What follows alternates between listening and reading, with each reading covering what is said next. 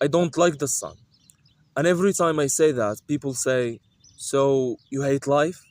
No, I hate the sun. Let's not change the subject. Those are two completely different conversations. You know who else gives us things? The internet. And I complain about that every day. Being useful doesn't make you likable. The sun is the perfect example. The sun is basically that coworker who does an important job and never shuts up about it.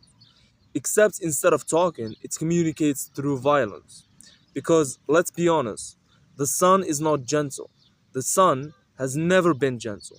The sun wakes up every morning and chooses maximum intensity. No introduction, no warm up, no easing into the day. Just boom, light, heat, suffering. Good morning, everybody.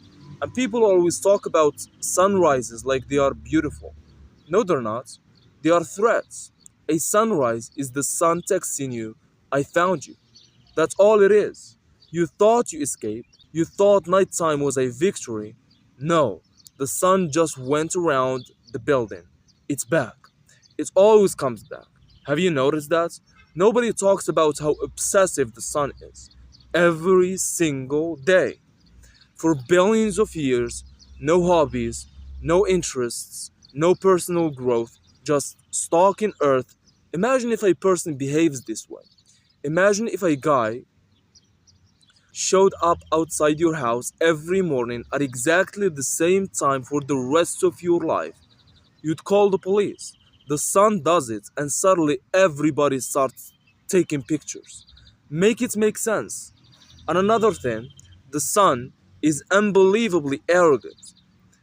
It just sits there in the middle of the solar system, acting like it's the main character. Which, alright, technically it is. But still, have some humility. The moon never acts like this. The moon is chill. The moon mind its own business. The moon shows up quietly. The moon creates a vibe. The sun creates a workplace environment. The moon says, hey man, hope you're doing okay. And the sun says, get up. And don't get me started on summer. Summer is where the sun completely loses whatever little sympathy I had for it. Summer feels personal. Summer feels like the sun is settling old scores. Nobody enjoys 42 degrees weather. Nobody. People pretend they do. That's different. Every summer I watch people lie directly to my face. It's such a beautiful day, really. Then how are you sweating through your shirt while standing completely still? Why does your car feel like an air fryer? Why are birds breathing heavily? Nothing should be breathing heavily except me after stairs.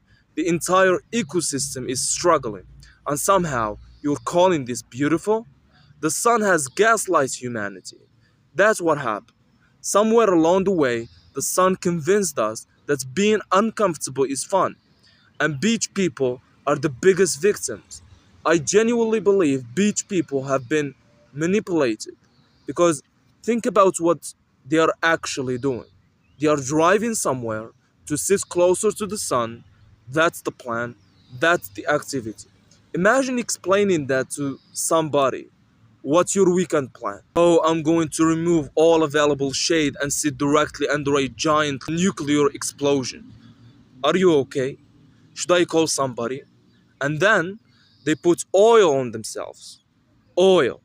Think about that. If I told you I was about to spend 6 hours under a giant fireball and my preparation was to become more shiny, you'd assume I had completely lost my mind. But at the beach, that's normal. Nobody asks questions. Society has failed. And the sun never knows when to stop. That's another thing. The sun has one setting, maximum. Imagine if your oven worked like the sun. You set it to 180 degrees and the oven says, the best I can do is 900. That's the sun. Every day, every season, every year. And people always say, just wear sunscreen. Think about how insane the sentence is. Imagine meeting a dog and everybody tells you, don't worry, Just apply protective chemicals before interacting with it. I don't think that's a good dog. The fact that sunscreen exists is not a defense of the sun, it's evidence against it. Sunscreen is humanity literally inventing armor. We invented anti sun lotion. That's a crazy sentence. Nobody wears anti chair lotion. Nobody wears anti lamp lotion. Nobody wears anti table lotion. Only the sun required countermeasures. That should tell us everything. And let's talk about squinting. I hate squinting. I hate it. It's the dumbest activity humans do. The sun is so bright that every single person on earth has accepted temporary blindness as a normal part of existence. Every summer, we are all walking around looking suspicious. Nobody's seeing properly. Nobody knows what's happening. Everybody's making the same face and we just accept it. Imagine if your television forced you to squint every time you used it. You threw it into a river. The sun gets away with everything. And don't even get me started on how far away it is. That's the craziest part. The sun is 150 million kilometers away, and it's still causing problems. That's hate. That's commitment. That's dedication. You know how difficult it is to annoy somebody from that far away? I can't even get my Wi Fi signal to reach the kitchen. And meanwhile, the sun is out here cooking entire continents. And another thing, the sun is responsible for way too many conversations. Every day, somebody has to tell me it's hot today. I know, I was there. I experienced it. The sun has been creating the same conversation for thousands of years. Imagine having that little creativity. Imagine being a celestial object and your own contribution is still hot. Billions of years, same material, and people say, but the sun is beautiful. So is a volcano. You know what else is beautiful? Lightning. You know what else is beautiful? A tiger. Beauty is not evidence. A tiger can still ruin your afternoon. And honestly, that's my biggest issue with the sun. Nobody is allowed to criticize it. And the sun has somehow become untouchable.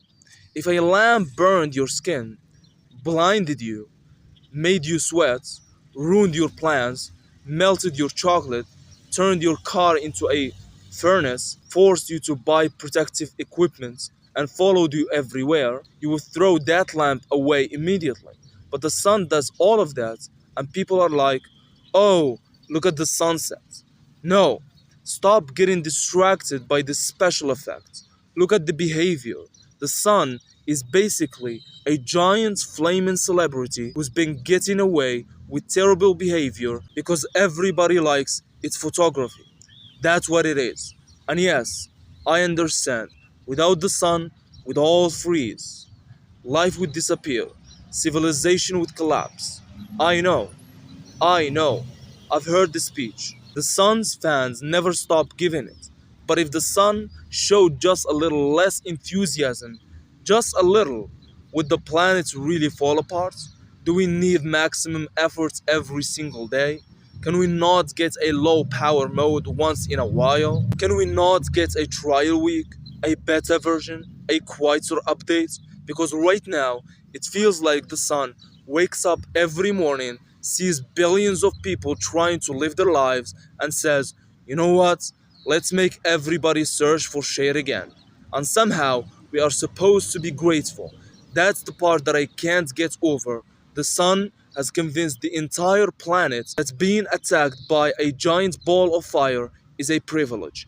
That's not science, that's the greatest public relations campaign in the history of the universe.